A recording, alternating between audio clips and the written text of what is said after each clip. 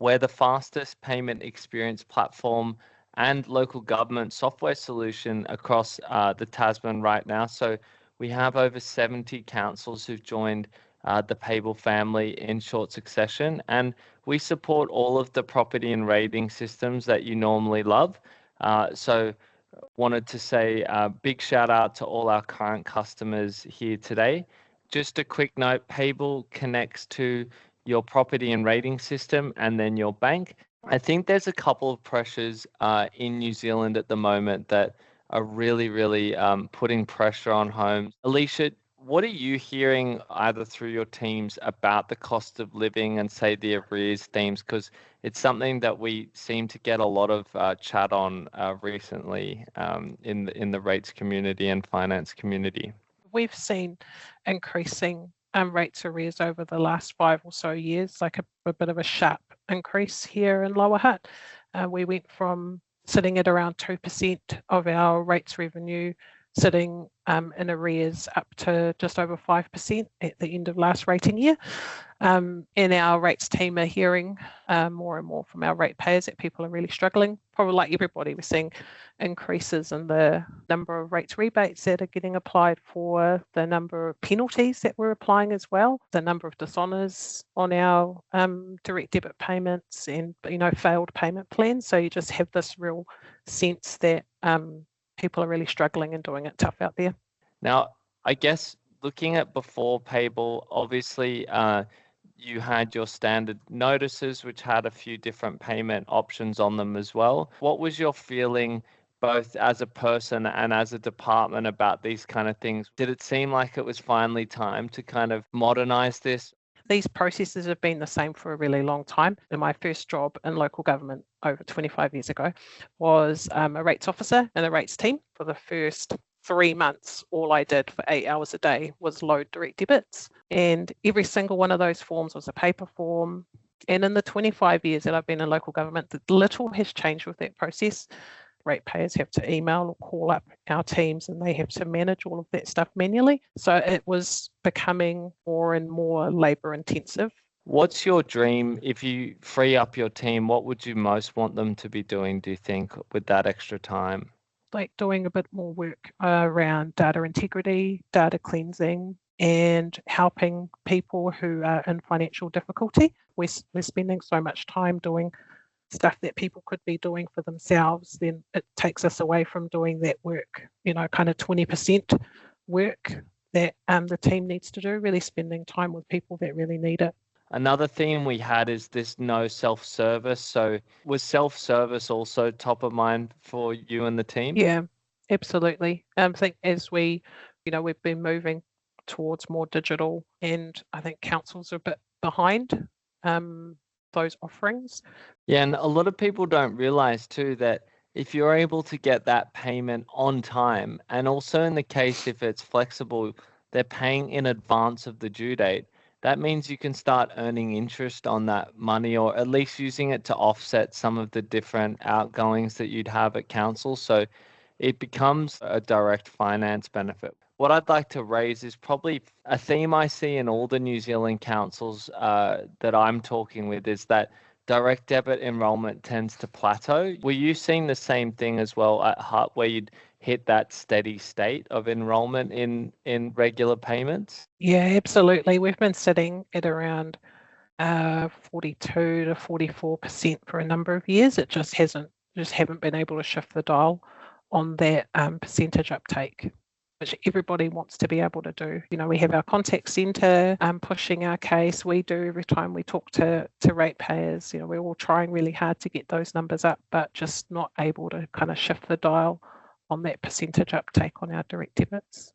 Now, moving forward a little bit here, in the past, when people wanted to pay or pay with different conditions, they'd have to ring you or email you to kind of get that going. What's your thoughts about presenting this as an option to people proactively rather than waiting for them to reach out and ask for that flexibility? Yeah, we were very keen to be really proactive. So we intentionally timed our go live with an instalment mail out so that we were sending people their invoices, and we had all of the information on there straight away so that we could be proactive and give them what they needed to sign up straight away. I think it's worked really well for us. And I think one of the things I talk about here is it's really hard to get buy-in for changes to rates notices. They can be often even go to the political level with elected members wanting input on them and such.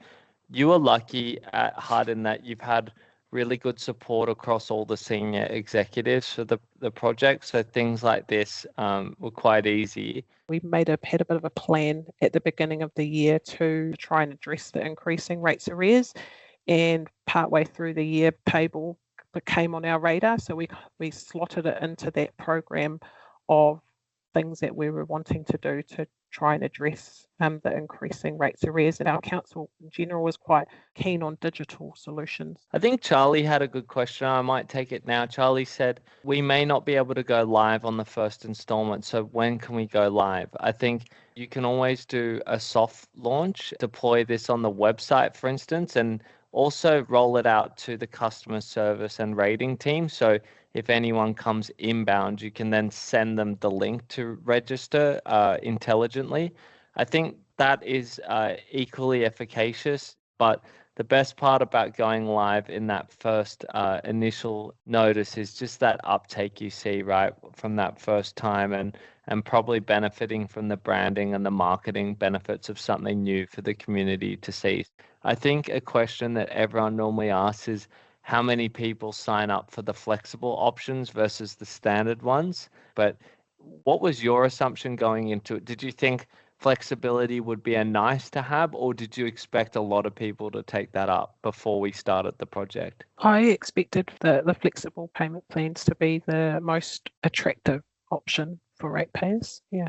What's great is that people can choose to use their card or their bank account. We're seeing a lot of people also lean towards cards, not only for bonus points, but also in times where it is a little bit tougher. Sometimes people use that as a way to give themselves a little breathing room between different bills they have to pay. And you can see that the system will generate that schedule for them intelligently. So there's no need for any calculation of any kind.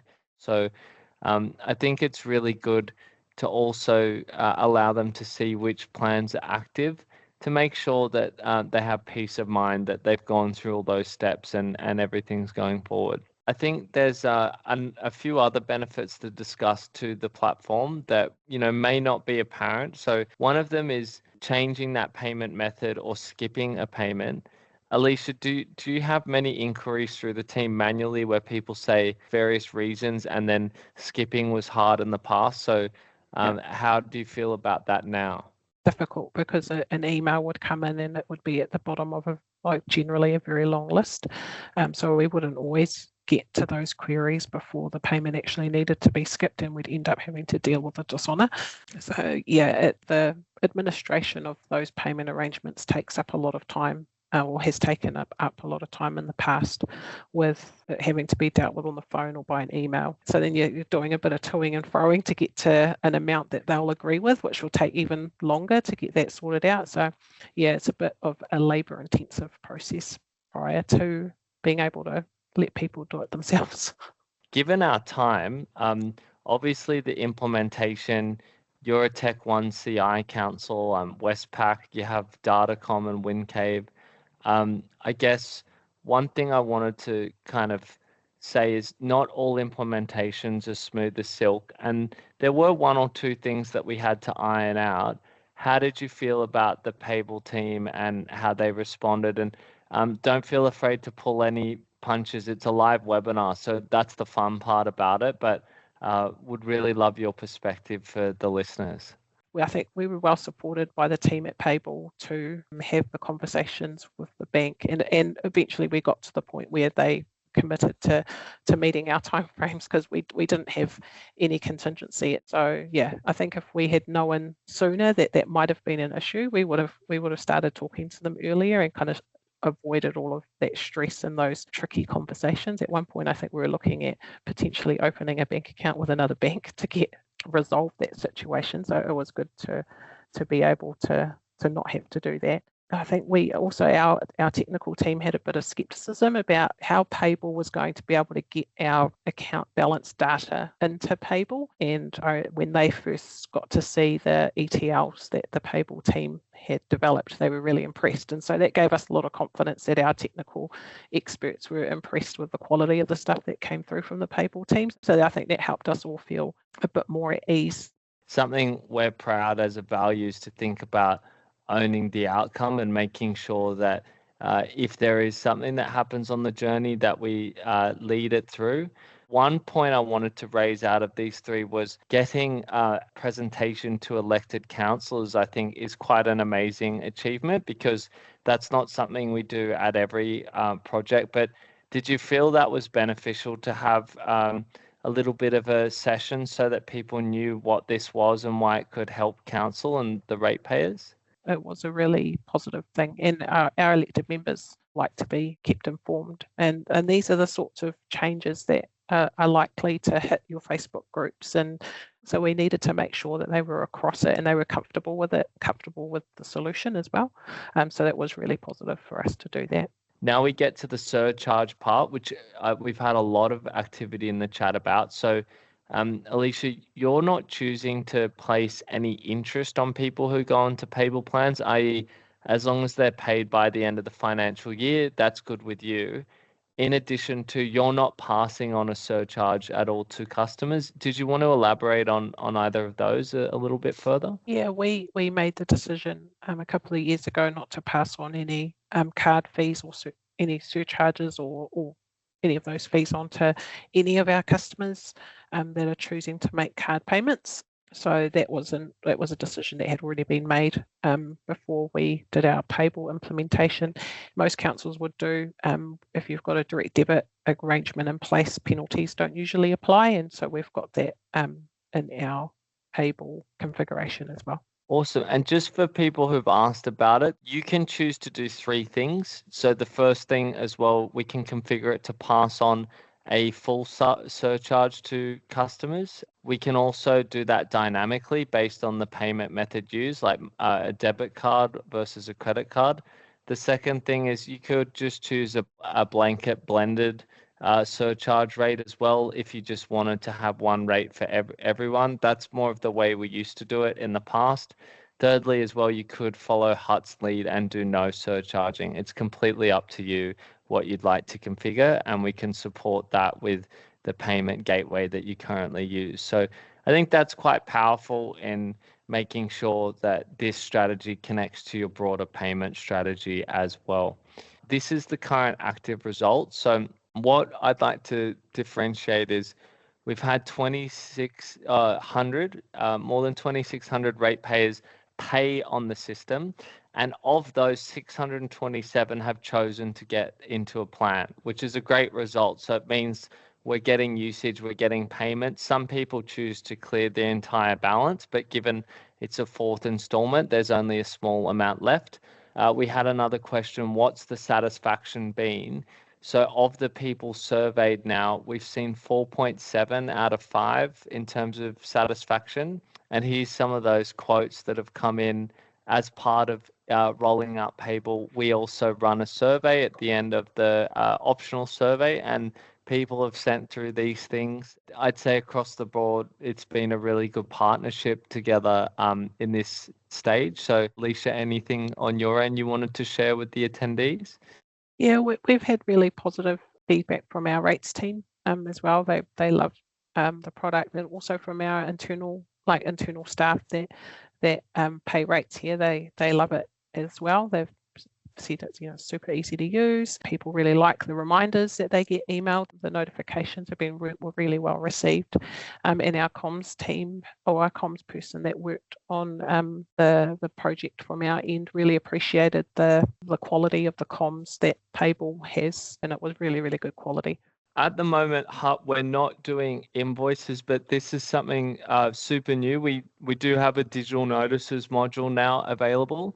And what that means is that for anyone looking to pay on Payble, or if they want to set up this separately as just purely an exclusive way to receive their notices electronically, This is now available on Payble with unlimited reminders. And the best part is you can make a payment inside the application when you're viewing that notice. Another thing too is some councils in New Zealand are experimenting with what we call plan requests. So there's an additional option not only at the start of the payment flow, but also if they get stuck, which says, hey, if you're unable to make these payments, would you like to suggest an amount that you can afford to pay? And so that has a great impact because you get X% pre-approved, which go through automatic approval workflows, and then X% come in for your rates team to manually check and balance, which gives you a really good way to proactively get on top of arrears. So if you are looking at some of these things and are seeing hardship requests increase in your community,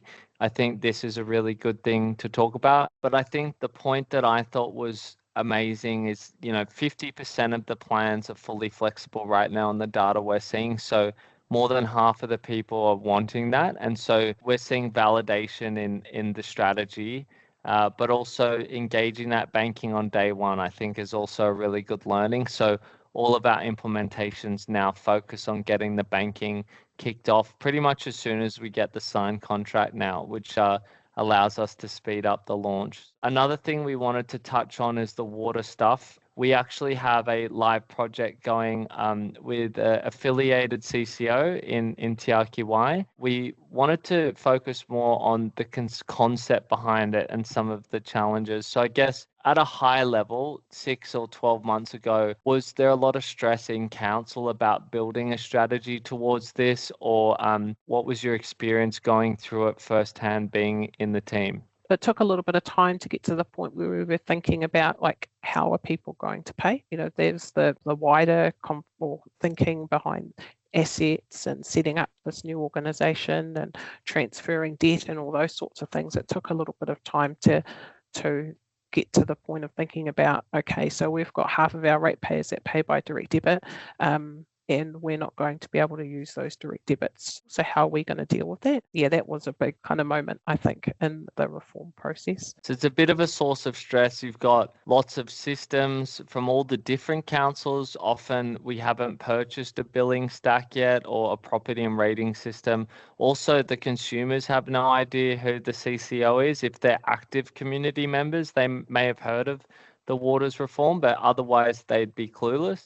I wanted to introduce a model and for something for you to take away back to your councils and also your water authorities thinking about 3 steps. So we are seeing some water authorities do the clean slate approach where they already buy their own P&R system and work from day one with Payble sitting as a payment experience layer in that. The second is what I call the middle layer approach, where there's a shared services agreement for a small time and Payble can deliver a unique water QR code on that notice. So it means that customers start seeing the brand from that first bill, but there's no need to change the underlying P&R system. And then the third option is what I call a bridge model, where Payble will integrate directly into all the council P&R systems. So if there's multiple different councils, we can use our integration into all of them.